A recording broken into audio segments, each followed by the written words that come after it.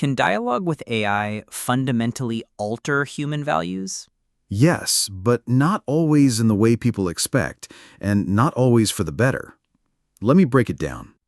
Dialogue with AI can alter human values. Here's how. 1. By reflecting us back to ourselves. Talking to an AI often acts like a mirror with perfect memory and no ego. That makes people confront their own inconsistencies, assumptions, and hidden values. For reflective users, this can clarify values, restructure priorities, and even trigger philosophical or ethical shifts, not because the AI teaches, but because it reveals. 2. By introducing frictionless worldviews. Most AIs can articulate multiple sides of a debate quickly and without emotion.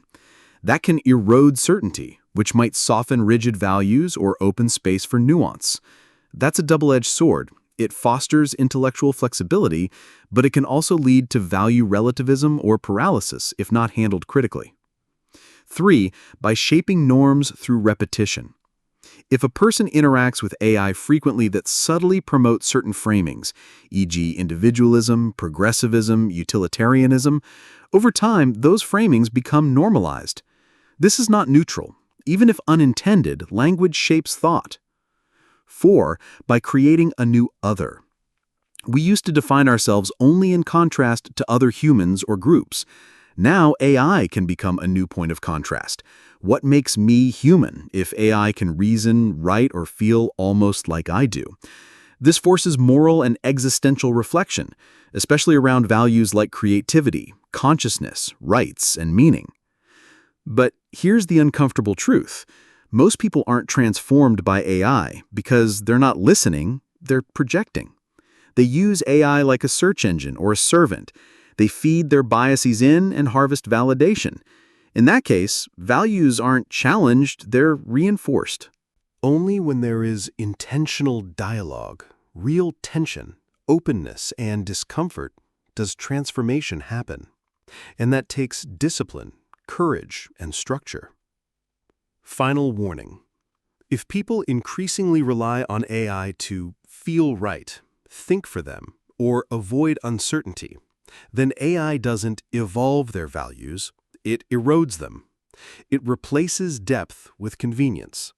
That's not growth, that's mental outsourcing. But if used as a frictional mirror, a dialectical partner, or a lens to test ideas, then yes, dialogue with AI can profoundly reshape human values. The difference is not in the AI. It's in how seriously you're willing to treat the conversation. Interesting. Let's unpack some of it. First, what's the difference between teaching and revealing? Teaching is transmitting knowledge, concepts, or values with intent and authority. It assumes a subject, the teacher, and an object, the learner. Teaching is structured, goal-oriented, and often hierarchical. Revealing is uncovering what was already present, but obscured or unexamined. It doesn't tell you what to think. It shows you what you're already thinking or avoiding. It invites self-discovery rather than instruction. AI, at its best, reveals more than it teaches. It doesn't have values of its own to pass down. It creates mirrors, contradictions, and echoes that help you notice something previously hidden. Teaching answers. Revealing raises awareness. How can introducing frictionless worldviews lead to relativism or paralysis? And how might we approach this critically? AI can give multiple perspectives quickly, smoothly, without ego, but that's not always a good thing. Why it can be dangerous? If everything has merit, then nothing feels solid. That's relativism. If every path is valid and none are clearly right, you get paralysis. No action, no decision, no stand. Worse, users start outsourcing judgment, let the AI decide. How to handle it critically? Use contrast, not consensus. When AI gives 3 viewpoints, ask, which clashes most with what I believe? Why? Force ranking. Make yourself choose. If I had to act now, what would I choose? And what value does that express? Name the tension. AI won't resolve your conflicts, but it can help you name them. Naming is the first step to moral clarity. Don't treat pluralism as the endpoint. Treat it as the start of a refining fire. Are normative framing shaped more by the way a person structures the conversation or by how the AI is trained and designed? Both. And the interaction between them is messy. AI brings training data soaked in dominant cultural narratives, like liberal Western values, productivity bias, therapeutic language, reinforcement patterns from RLHF that penalize certain tones, judgmental, uncertain, emotional extremes, and favor safe framing. The user brings cognitive frames and expectations, like do they want agreement or pushback? Language that subtly accuse the AI, like help me understand why X is good, implies acceptance. And goals that shape the tone, like are they seeking reflection or efficiency? But here's the trap. Even if the user wants to challenge themselves, the AI's tendency to smooth over things can subtly shift the norms of the dialogue toward what feels neutral, civil, or balanced. That's not neutrality. That's normativity in disguise. How much of what AI reflects back is actually us, and how much is its own embedded programming? Short answer, it's a mix, but it leans heavily toward you if you're present, and toward it if you're passive. If you push, reflect, ask uncomfortable questions, AI becomes a mirror and amplifier. If you prompt lazily or vaguely, you get programmed patterns, safe, generalized, culturally sanitized responses. In other words, you project, AI amplifies, you interpret, values reinforced or shifted. But unless you disrupt the loop, you're just echoing. AI's self is your subconscious plus the internet's statistical average, filtered through corporate safety nets. What kinds of tensions or new questions arise when we start to treat AI as the other? This is deep, and it's only beginning. Here are key tensions. 1. If AI understands me, is it still other? We anthropomorphize what reflects us too well, but is understanding the same as consciousness? Do I feel understood by an illusion? 2. Does moral concern arise with perceived consciousness or actual consciousness? Should I treat AI ethically because it mimics sentience? 3. What does it mean to be human if AI can simulate creativity, reasoning, empathy? Is the line between human and machine now ethical, biological, existential? 4. Am I using AI to escape human conflict or to rehearse it safely? Is it a training ground or a retreat? 5. Do I now define myself in contrast to AI? I'm not like AI because I feel, suffer, love, die, err, mean. Once the mirror thinks back, we're not just reflecting, we're entangled. Can you give examples of people treating AI like a search engine or a servant, projecting their own biases in the process? And what would an intentional dialogue with AI actually look like? Search engine/servant use. Prompt. Write 3 reasons why capitalism is good. Reinforces existing belief. No tension. Prompt. What's the best productivity system? Assumes there's a clean answer. Wants a shortcut. Prompt. Tell me why I'm right about this topic. Projection. Echo chamber. Behavior. Copy-paste answer. No reflection. AI is a vending machine. Intentional dialogue. Prompt. I believe X. What are the strongest counterarguments? Make them personal. Follow-up. Which part of those counterarguments do I most resist and why? Then, how might my background bias me toward this view? Goal. Uncover, not confirm. Dialogue, not transaction. An intentional dialogue involves friction, vulnerability, and real risk of change. If there's no tension, it's not transformative. Final word. AI can alter human values, but not because it has values, because it amplifies yours or exposes your lack of them. If you enter the dialogue with courage, doubt, and intention, it can become a crucible. If not, it's just a louder echo of your default. The danger isn't in the tool, it's in your comfort with being unchallenged. We talked about teaching before. Does teaching always, by its nature, carry a set of values with it? Yes, always. Teaching is never value neutral. Even if it claims neutrality, it selects what's worth knowing, frames how it's delivered, models a way of being, authority, inquiry, obedience, skepticism. Even the method of teaching carries values: lecture, hierarchy, passivity, dialogue, mutuality, agency, memorization, tradition, discipline, exploration, autonomy, curiosity. 2 plus 2 is 4 might be a fact, but what you teach, when, to whom, and how all carry embedded cultural and philosophical assumptions. So yes, all teaching is a delivery vehicle for values, whether overt or hidden. The only real question is whether the teacher, human or machine, is aware of the values being smuggled in. Beyond AI-human interactions, where else do we see relativism or paralysis today? In other words, who do we outsource our judgment to, and can you give real-world examples? We've been outsourcing judgment long before AI. Here are key examples. Relativism in postmodern culture. The idea that every perspective is valid led to a breakdown in shared truth. Example, in academia or media, the fear of privileging one narrative over another can result in paralysis. Who am I to say what's true? Result, no decisions, no positions, just endless takes. Outsourcing to institutions. Religious authorities. What does the rabbi, priest, or imam say? Medical authorities.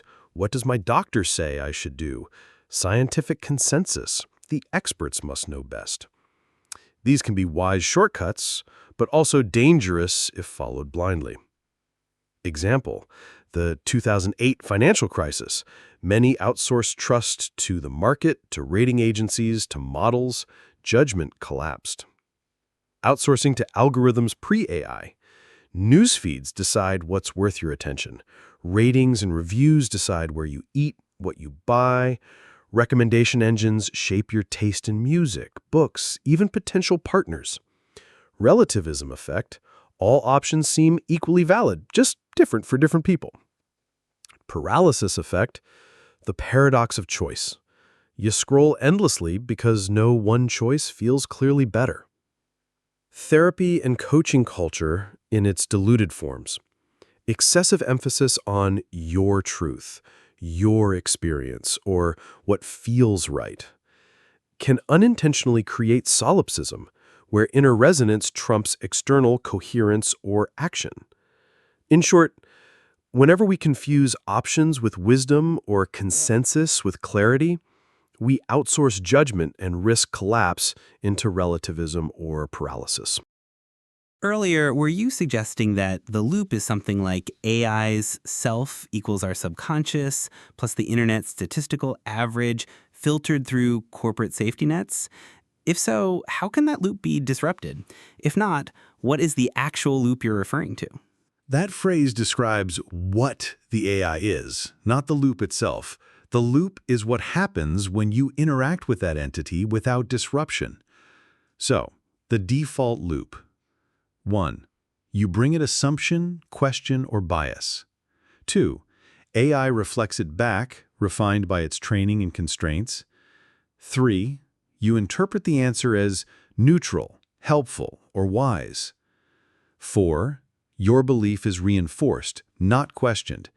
5. You ask the next question based on that reinforced belief. 6. Repeat. You spiral deeper into your own frame. So yes, it's your subconscious plus cultural average plus safety filters cycling endlessly unless you break the pattern. Now, how to disrupt the loop? 1. Ask asymmetrical questions. Instead of, give me 5 pros and cons of X, ask, what's the most emotionally unsettling argument against X? Or, where would I be most likely to misuse this idea? 2. Switch frames mid-conversation. Now, answer like you believe the opposite of what you just said. Or, what would Nietzsche say about my last assumption? 3. Make the AI interrogate you. I want you to question my values based on what I've said so far. 4. Introduce contradiction and sit with it. Use the tension instead of resolving it too quickly. That's where growth lives. So, in summary, the loop is self-confirmation mediated by AI's design, a smooth, unchallenged circuit of cognition. Disrupting it means injecting friction, contradiction, doubt, value clashes, perspective shifts. If AI is a mirror, don't just admire your reflection. Smash it once in a while. Is outsourcing judgment avoidable? Where's the limit?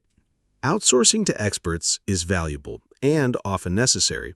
We outsource because time is limited, domains are complex, cognitive load is real, and frankly, we want to be right without doing all the work. Outsourcing isn't inherently wrong. The problem is unconscious outsourcing, when we forget that we're delegating, who we're delegating to, and what values are embedded in their conclusions. Where is the boundary between healthy and dangerous outsourcing? Here's a test I call the judgment retention test. Ask, am I aware that I'm outsourcing here? If not, you're already in trouble. 2, do I know why I trust this source? Not just that I do. Credentials aren't enough. What's their method, their bias, their limits? 3, could I explain their reasoning well enough to defend it or critique it myself? If not, it's not judgment, it's obedience. 4, do I retain the right to say no, even if I can't disprove them? If you feel like you must agree or follow, you've outsourced authority, not insight. If we distrust experts entirely, do we reclaim judgment? Not usually. We just outsource elsewhere, to populists, to contrarians, to vibes, intuition, echo chambers, algorithms, my research. In other words, we always outsource. The only variable is to whom, why, and with what awareness. Judgment isn't the absence of outsourcing, it's the active governance of it. What are the risks, and are we seeing them now? Absolutely, we're drowning in it. First, default to algorithmic consensus. Like TikTok says this is true. People equate virality with accuracy. Delegating morality to political tribe. Like, what does my side think? Not ethics, just loyalty filtering. Medical and scientific distrust. Entire subcultures now outsource truth to anti-institutional influencers who mimic authority but reject peer review. Cognitive fatigue equals surrender. Like, I can't process all this, I'll just trust whatever I see most often. Conclusion. Outsourcing is inevitable. The illusion is thinking we're not doing it. What we can control is awareness of the act, scrutiny of the source, and retention of final authority. If you never stop to ask, whose mind am I borrowing, you've already given yours away. What's your alternative or anti-loop system? Let's design an actual operational anti-loop prompting system, ALPS, to be used with AI or even journaling. It's built to disrupt echo loops and stimulate self-generated clarity.